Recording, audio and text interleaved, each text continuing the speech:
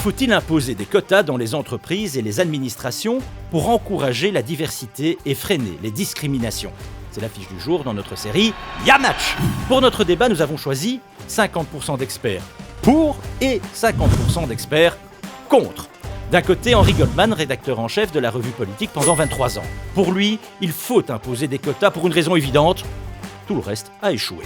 Face à lui, Marco Martiniello, directeur de recherche du FNRS à l'Université de Liège. À ses yeux, les quotas relèvent plutôt de la fausse bonne idée.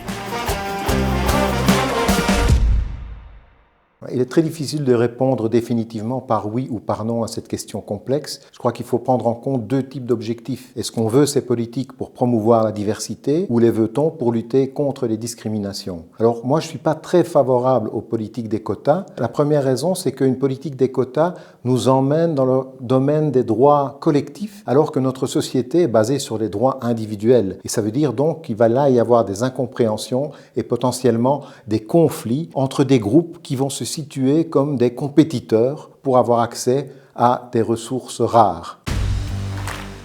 Alors on va discuter des quotas.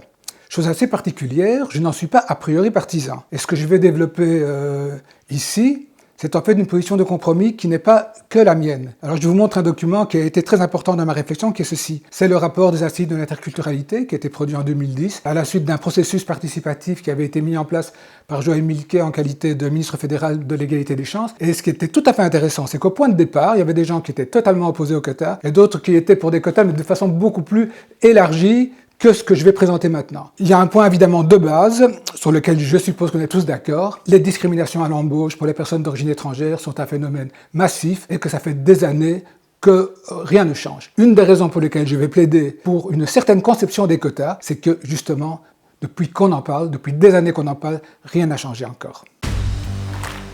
La deuxième raison qui, pour moi, pose problème lorsqu'on parle de politique des quotas, c'est que bien souvent, les personnes qui vont bénéficier de ces politiques font partie des élites des groupes minoritaires. Ce ne sont pas les personnes qui en auraient finalement le plus besoin.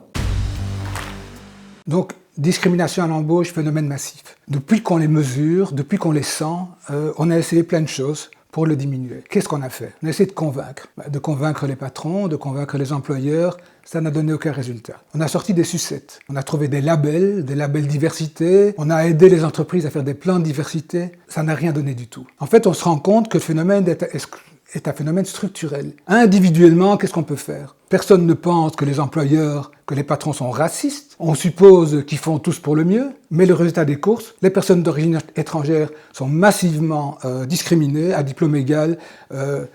Les Européens font 2 fois moins bien et les Africains font 4 fois moins bien que les Belgo-Belges ou les gens d'une origine respectable. Donc on doit trouver autre chose. Un problème supplémentaire des politiques des quotas, c'est que cela nous donne l'impression peut-être qu'on a résolu la question des discriminations. Or, il faut bien avoir à l'esprit qu'une augmentation de la diversité peut aller de pair avec un maintien des discriminations. Et donc, il y a là une tension que les politiques des quotas risquent d'occulter.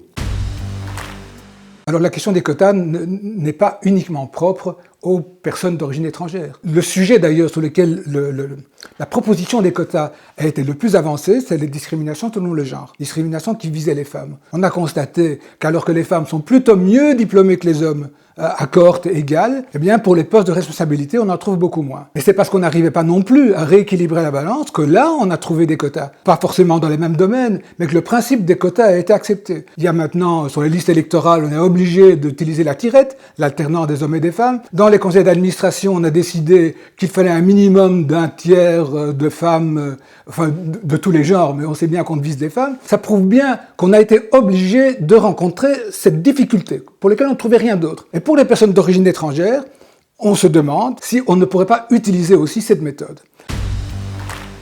Alors, aussi, au niveau pratique, c'est compliqué. Qui va décider quels groupes vont entrer dans les politiques des quotas et comment? Notre société est très diversifiée, elle est de plus en plus diversifiée. Il y a de différents critères de discrimination qui sont retenus par la loi. Où va-t-on mettre la priorité? Peut-on réellement faire entrer toutes les catégories de la population qui ont été ou qui sont discriminées dans une politique des quotas, ça paraît extrêmement compliqué. D'un autre côté aussi, une difficulté, c'est pratiquement comment va-t-on le faire dans un domaine précis. Imaginez par exemple une entreprise où 10 postes sont disponibles. Comment va-t-on attribuer ces 10 postes en fonction d'une politique des quotas? Quels sont les 10 groupes qui légitimement pourront prétendre à obtenir un des 10 postes? C'est une question qui est carrément insoluble.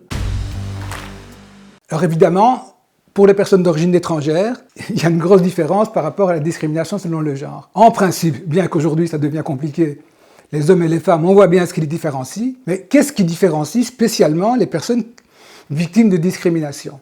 Est-ce qu'on va faire des statistiques ethniques? Pas forcément, non, c'est interdit. Est-ce qu'on va demander aux gens comment ils se sentent? Est-ce qu'ils se sentent noirs, africains, maghrébins, juifs, etc. Dans notre culture politique, c'est pas du tout accepté. Et je ne plaide pas pour ça. Je suis parfaitement conscient que trouver une catégorie objective de personnes discriminées ouvre la porte à des tas de difficultés. Donc, nous allons nous restreindre, nous allons nous limiter à une catégorie totalement objective et totalement indépendante de la volonté des personnes individuelles qui ne seront pas du tout fichées ethniquement. Et ce critère, il existe déjà parce qu'il est déjà travaillé dans un document absolument capital qui est le monitoring socio-économique, qui a été mis en place maintenant depuis une quinzaine d'années, à la fois par l'ancien Centre pour l'égalité des chances et aujourd'hui UNIA et le SPF Emploi. Et cette catégorie, c'est l'origine nationale. C'est une donnée qui se trouve dans les registres de la population, à la Banque Carrefour de la Sécurité sociale, et qui remonte en fait sur l'origine nationale aussi loin qu'on peut. Ça ne couvre pas tous les critères de discrimination selon l'origine, mais ça en couvre déjà un grand paquet.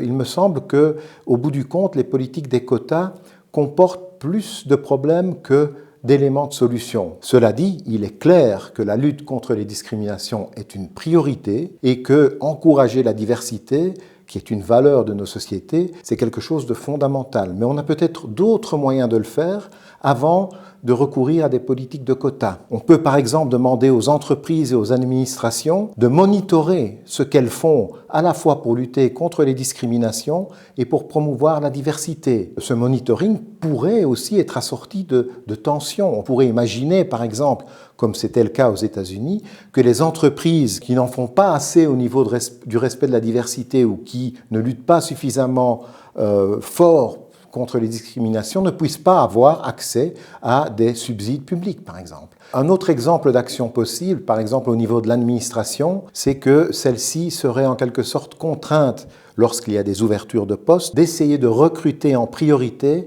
parmi les fractions de la population qui historiquement sont le moins représentées dans cette administration. Et donc ça, c'est un type d'action positive qui peut être mise en place relativement simplement et qui ne nécessite pas tout un appareillage et complexe en termes de politique des quotas. Donc je voudrais dire aussi que, peut-être pour terminer, qu'en Europe, on fantasme souvent sur ces politiques des quotas en mentionnant les États-Unis. Aux États-Unis, il n'y a plus de politique de quotas. Il y a eu des politiques de quotas pendant un certain temps extrêmement limité, mais d'autres types d'actions affirmatives ont été développées et parfois ont produit des résultats plus intéressants que les politiques des quotas qui ont été mises en œuvre à un certain moment.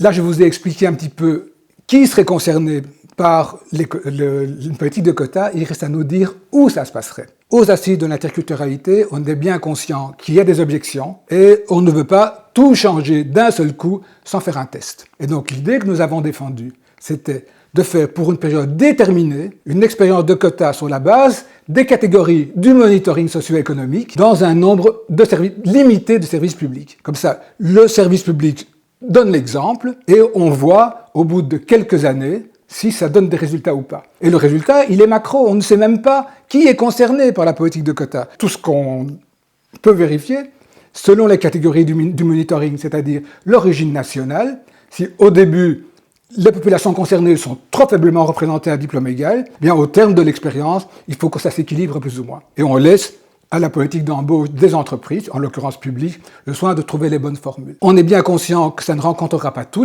toutes les discriminations, mais on a l'intuition que ça rencontrera pas mal. Si on n'essaie pas quelque chose de neuf, si on trouve simplement des prétextes, et il y en a des tas pour ne pas faire cette expérience de quota, eh bien, on ne fera rien contre la discrimination à l'embauche, parce que tout ce qu'on a essayé aujourd'hui a échoué.